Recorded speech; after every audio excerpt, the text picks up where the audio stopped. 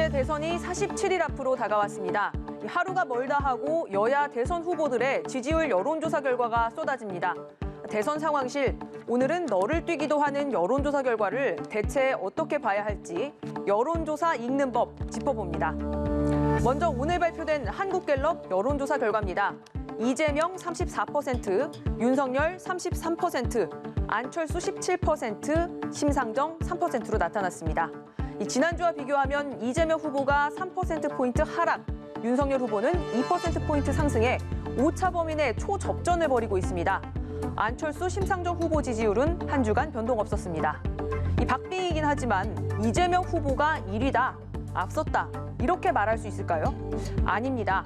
정례 여론조사의 조사 대상은 보통 1,000명입니다. 오차 범위는 플러스 마이너스 3.1%포인트, 즉 위아래로 각각 3.1%포인트이기 때문에 두 후보의 지지율 격차가 6.2%포인트보다 작으면 그 차이에 큰 의미를 두지 말라는 뜻입니다. 그런데 저희가 오늘 살펴볼 건 아래의 이 작은 글씨들. 여론조사 결과에 영향을 미치는 조사 방법입니다. 국민의당 안철수 후보 얘기부터 들어보고 출발합니다. 대선은 가장 투표율이 높기 때문에 지금 우리가 주의 깊게 봐야 될 것은 ARS가 아니라 저는 면접원 여론조사다 그런 생각을 하고 있거든요. 근데 거기를 보면 두 분 다 35% 정도에서 움직이지를 않고 있습니다. 여론조사 방법을 왜 굳이 구분했을까요?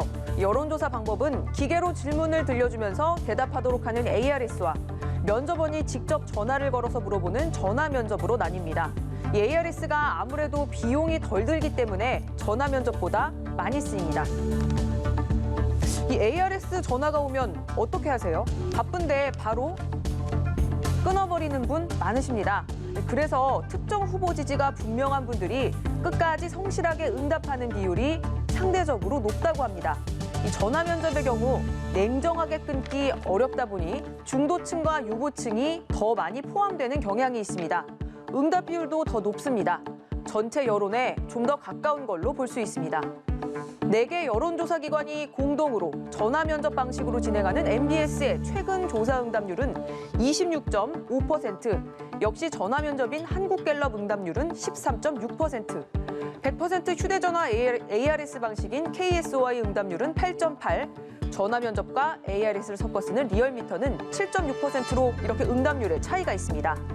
정치권에선 ARS 조사에서 정치 고관여층의 여론이 먼저 나타나고 이 정치에 관심이 없는 사람이 상대적으로 많이 포함되는 전화 면접 조사는 조금 더 늦게 그리고 보수적으로 나타난다고 봅니다.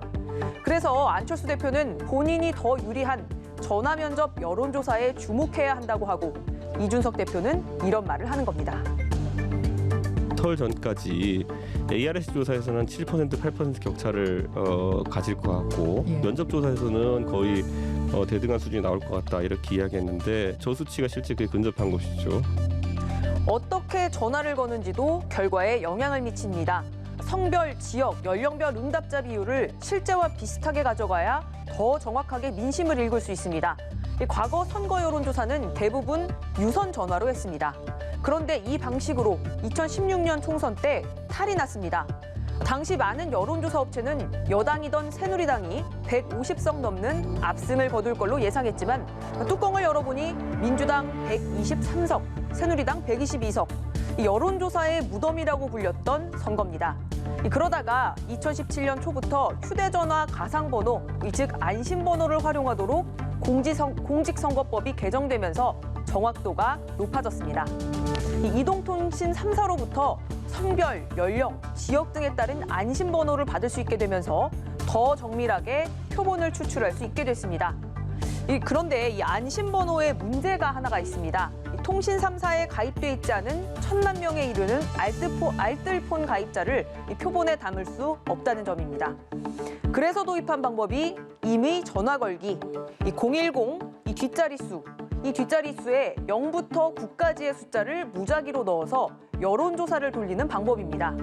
알뜰폰 가입자를 포함할 수 있지만 연령과 성별 그리고 지역 정보를 거짓으로 응답해도 걸러낼 수 없다는 건 단점입니다. 여론조사 전문가들은 여기에 더해 어떤 정치 성향을 가진 사람이 응답에 적극 참여했는지를 봐야 한다고 말합니다.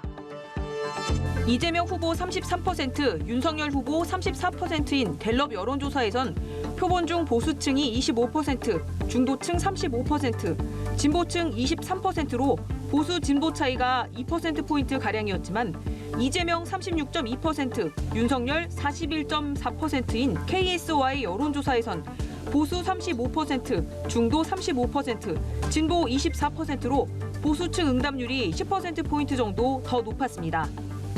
ARS건 전화 면접이건 응답자들의 정치적 성향이 서로 얼마만한 균형을 이루고 있느냐 또는 굉장히 큰 차이가 나면 당연히 어느 한쪽으로 쏠리는 것이죠. 그래서 여론조사에서 가장 중요하게 봐야 할 것은 응답자들이 평가한 자신의 정치적 성향, 그게 제일 중요합니다.